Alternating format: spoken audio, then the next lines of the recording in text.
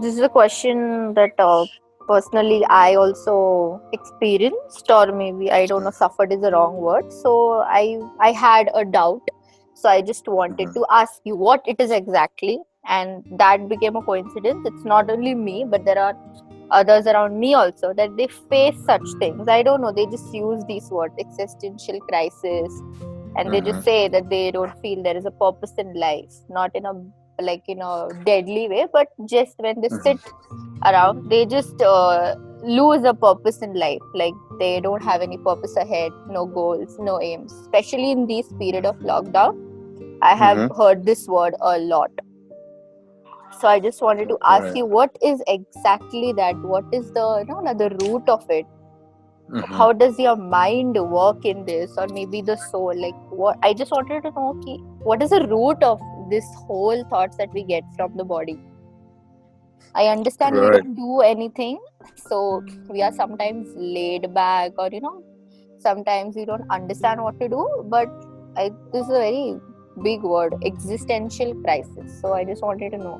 Yes, yes, it's a very important word.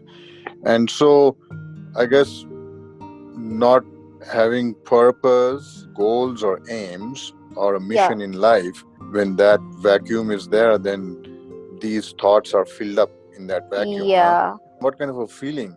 Do you feel like depressed? In terms of feeling, how it is? Is it like depressed or confused E- or what? I was not having any purpose in life. I felt really sad and laid back. But once I started doing things, I like forcefully, it was okay. But I have seen my friends who are literally depressed, and they have some of them literally had suicidal tendencies. So for me, that's really very Oh shocking wow. to see. And they had a lot of reasons pre that and post that. Pre somebody's engagement got just screwed up, then somebody had a Mm-hmm. bad breakup. Before that, their mom dad got split, something like that. So that's why I think, and because of the lockdown, it started adding up in their old feelings, and Right, right. they got mentally very, it feels like they're mentally very harassed by their own thoughts and by their own feelings. And I can't even help them because I cannot even travel. So I felt really very bad, and I wanted out ways how to look up. So every time when I call them, there is no positivity from their side. I know they don't do it Mm-hmm. like purposefully, but then I just wanted to know what exactly this is. And so one of my friends did actually use this word, that I think I'm Mm-hmm. suffering from existential crisis. I Process. don't know what Mm-hmm. to Mm-hmm. do. I don't have any purpose. So I just wanted to know. Yeah. Yeah. Samir, what were you Same saying? question. अभी anxiety में basically जो भी patient psychiatrist के पास जाते हैं उनके जिंदगी में कोई ना कोई हादसा हुआ रहता है, हाँ. ब्रेकअप हुआ रहता है, वो ज्यादा अल्कोहलिक होते हैं उसके बाद में, एंड देन वो उनको अल्कोहल ना मिलने पे वो एंजाइटी फील करते हैं, एंड उसके बाद उनको पैनिक डिसऑर्डर होता है और वो फिर डिप्रेशन, ये हर एक प्रोसेस है, ये बायोलॉजिकल थिंग है जैसा सर कहते हैं, हम एंजाइटी फील करने लगते हैं। तो उस वक्त हाथ हाथ जो होते हैं, पाम्स जो हमारे होते हैं, या फिर पैर का जो हिस्सा होता है पसीने से लथपथ होता है सर। और हमारे मतलब बॉडी को जो है मतलब संभालने वाला कोई नहीं होता है, और you are like feeling like you are dying, मतलब आप अभी खत्म हो जाओगे, आपको एक हार्ट अटैक आ जाएगा and you will pass away. ये जो फीलिंग होती है, ये जो आखिरी फीलिंग होती है, ये वो फीलिंग होती है जब वो एंजाइटी फील करता है। एंड आफ्टर दैट अगर पैनिक अटैक्स आता है, तो पैनिक अटैक्स में क्या हो जाता है कि इंसान इस फीलिंग के अंदर और भी ज्यादा डरता है। मतलब आप जब भी कोई चीजें करने जा रहे हो वहां पे, तो वो उस पेशेंट के लिए या फिर उस इंसान के लिए बहुत हल्की नहीं होती। I always wondered why we have these feelings, the feelings of anxiety, depression, no purpose, no goal kind of feeling, lost. I'm lost kind of feeling. And why we don't have these feelings when we are growing up as a child, right? I always wondered. And my guess is that because when we are growing up as a child, we really don't think much. We don't think deep. We don't reflect. We don't contemplate.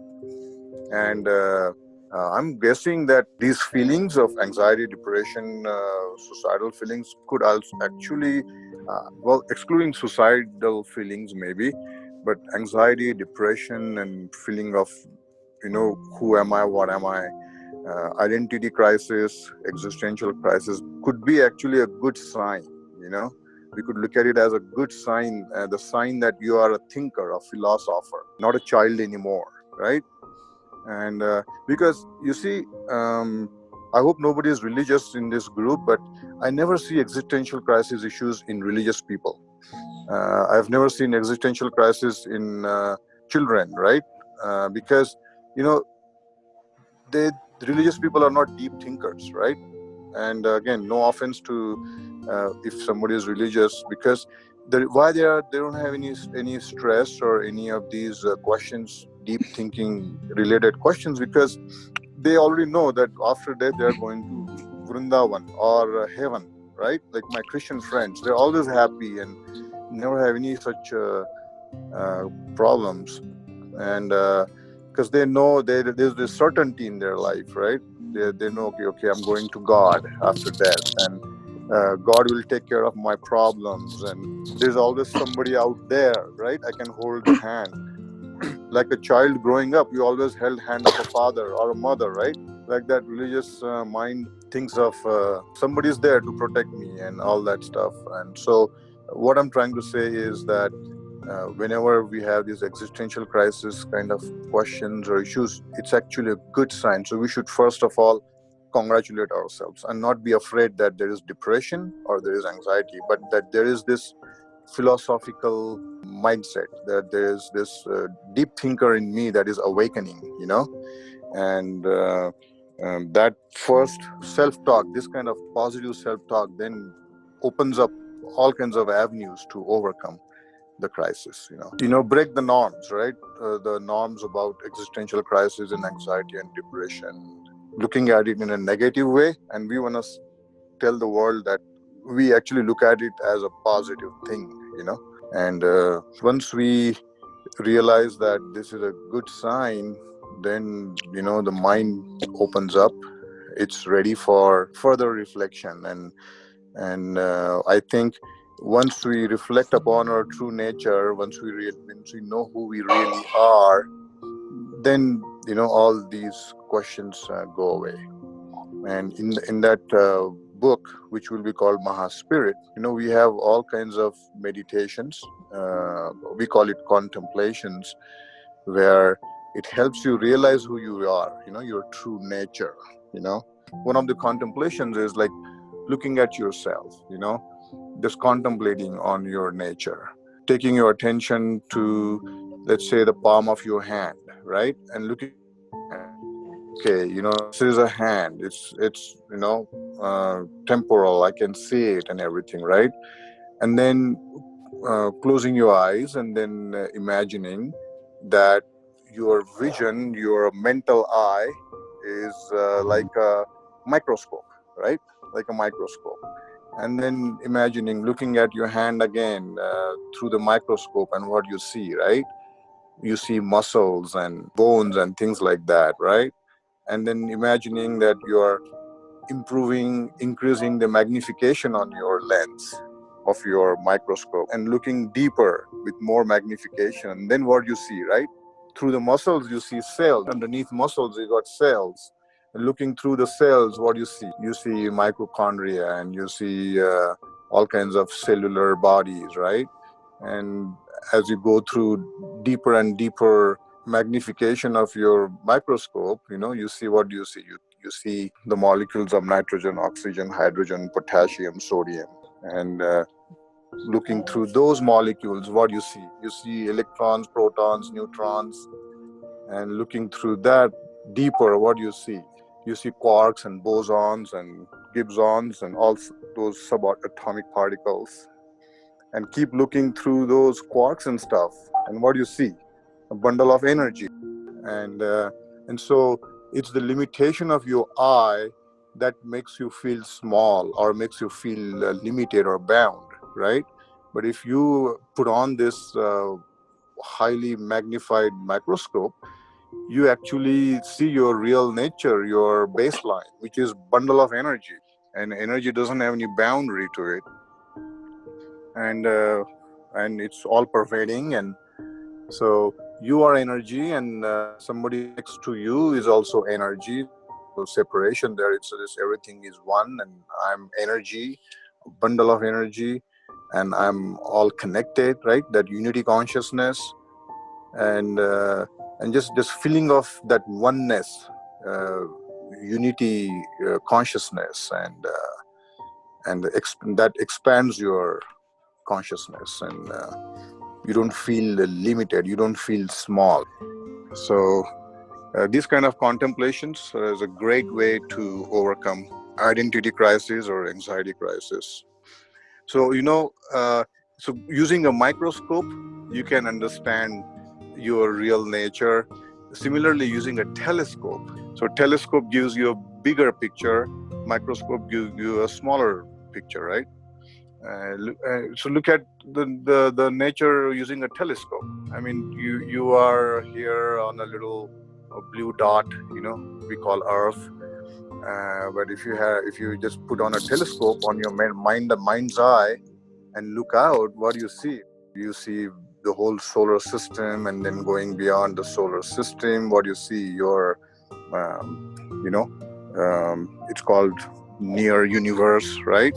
You see your galaxy, the edge of the galaxy, and then you keep looking and you see your galaxy, and then you see bundle of galaxies, and which is called near universe, and then you see more galaxies, more and more galaxies, and you keep looking, and what you see is the whole universe, and but expansion, where you are seeing both ends, and as you keep looking and keep expanding your consciousness, this the smallest version and the biggest version, they merge. It's pretty amazing. And so that sense of oneness and just everythingness and beingness is the way to completely overcome the fear of unknown, and the sense of loss and direction. I I just think that feel that there is nothing in our generation kind of people. There is nothing sort of deep thinking. There is just overthinking. So when you made a point that religious people don't like go through all these stuff and all because they are not deep thinkers, they are deep thinkers. I feel they are just not overthinkers, because what we tend to do is if we have one thought, we just overthink about it, and a thought which is not even related to that affects us the most. So that is how it multiplies. So the main concept, everything revolves around is just overthinking. How are you just developing your own thought process? You just multiply your thoughts, like thinking stupid things which are not even related to the situation you are in right now. maybe there are multiple reasons, right? Lack of deep thinking, which I mentioned, and then overthinking is another reason. But in both cases, it's the thinking part, right? And so we need to replace that thinking with other kind of thinking, like this contemplation we talked about, right? Instead of what the psychologist recommended to you, Samir, is to sit and just watch your thoughts. That practice should come later. Because when you're having these thoughts, and you cannot simply sit and watch them, because it's very, very stressful for the mind. So I think the solution is action. Action, meaning if you're feeling depressed and lost, just use your physiology and just get up, change your posture, and just hit the tar.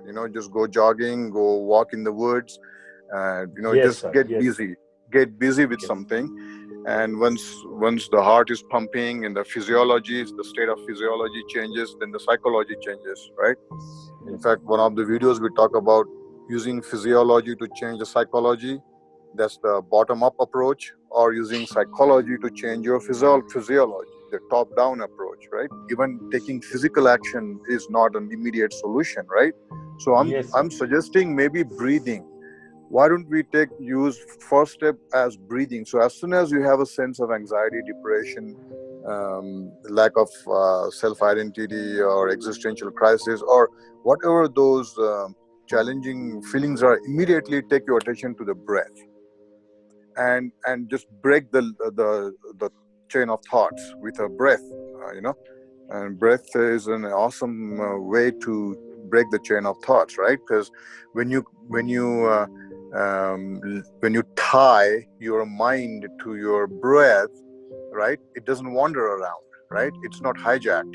Now the breath is linked to it, and so it's no longer hijacked. And so as soon as you start, you have your attention is on the breath and you're deeply breathing. I think that probably the first step. And then the second step would be then maybe just changing your physiology. Like instead of sitting in the couch, you could be standing and just kind of jumping and getting your heart rate going, or going for a walk, or maybe light stretching, right?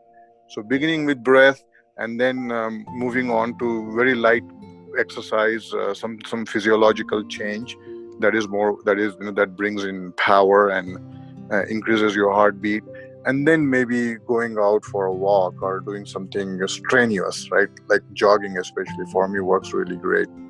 And then after that, maybe then sitting in meditation and then contemplate about your real nature, right? And so whether it is a lack of deep thinking or whether it is overthinking, I think this approach might help. Maybe starting with the breath. And it just came to mind when you talked about, being in the water and not being able to breathe. And I'm like, wow, maybe that is the solution. That is the beginning point to attack the situation. You feel kind of paralyzed and you cannot even move. Yeah. So even that is difficult. So I was saying maybe then start with breathing, just breathing, maybe Yeah, deep breathing, yes, it and actually yeah, works. In normal life yeah. also, whenever we feel like that, so in Mhm. that time breathing work. Simplest thing, I know that Samir's matter was really serious and what she is sharing, but how breathing work is, I have experienced it in my life also. And also, just a small story I would like to share. In our whenever our examination was about to happen, that time matriculation examination, 10th board exam. So our principal gave us a technique that when you sit on the table for giving exam, before you get paper and everything, 10 minutes before you enter the class, so try deep breathing, holding it for a second, just for a second, and then slowly breathing out for 3 times. Just 3 times, not more than that, not less than that, and very easily breathing and very easily breathing out. And when I did that, it actually felt calm. Like your mind gets Mhm. calm, and then you go to focus into one direction. You know, so that really helps. I mean, it is a Great. There is, practice which was given we to have us. No, we have a but testimony. We have a testimony on the yeah, power of breath. Yeah, very good. Yeah. yes, Yeah, yes. but not But everybody can, yes, do yes, it, follow it. Because when somebody yeah. suggests me that, my first thought is, why even am I told by someone that I have to do this? मेरे को वो खुद ही Mhm. Confusion हो जाती है कि मैं ये क्यों करूँ, ये क्या है चीज जो मेरे को हो रही है, why it is happening to me. I think right now I feel this solution. Start with breath, and then change your physiology, and then do light exercise, and then do strenuous exercise, and then do contemplation to channelize your thoughts, whether it is overthinking or lack of deep thinking. If we just channelize thinking itself, it will help. So contemplate on your real nature, and then talk about the contemplation, right, where you get rid of your smallness or bigness and experience oneness, right? And then hopefully all these practices over time, not immediately but over time, will lead to overcoming all crises related to a self and existence, basically. And on top of that, we always have to say, Utkarsha, that seek professional help, medical help, and expert help. And our advice is in no way meant to provide, you the solution to the problem. This is just guidance, and Yeah. you have to seek professional help. Always Hmm. mention that. That's all.